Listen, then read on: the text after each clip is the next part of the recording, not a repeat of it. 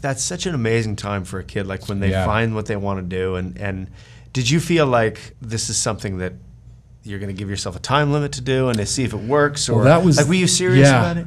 I was still very realistic in the sense that what if this doesn't work?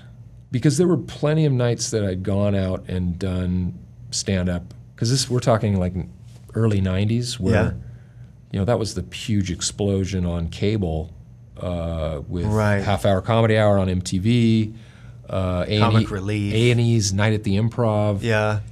Because everyone forgets, outside of that, the only place you could see a comedian was on The Tonight Show. So this was this massive proliferation of stand-up comedy.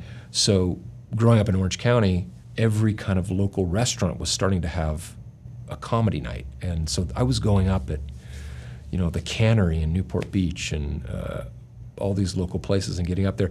And I would come back home and my mom would be like, how did it go? And I was like, thank God I have a college degree. Really? Yeah. So I had this thing in the back of my mind like, okay, just give it a shot. And I actually sat down and had lunch with my father. I said, so Dad, I think I'm gonna give this a shot. I don't know what that means exactly, but I'm gonna try to get into comedy. And any words of advice? And he said, you know, if it was only about talent, I wouldn't worry about you, because you really have some talent.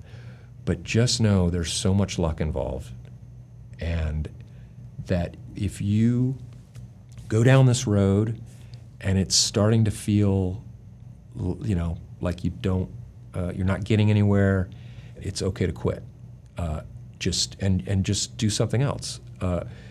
And for some reason, it's like the anti-pep talk. Yeah. For some reason, that took the pressure off of... Because you saying it was out of your hands. It's like 1 in a million if you make it. And so I just approached it with like, this is probably not going to happen. So I might as well just have a blast.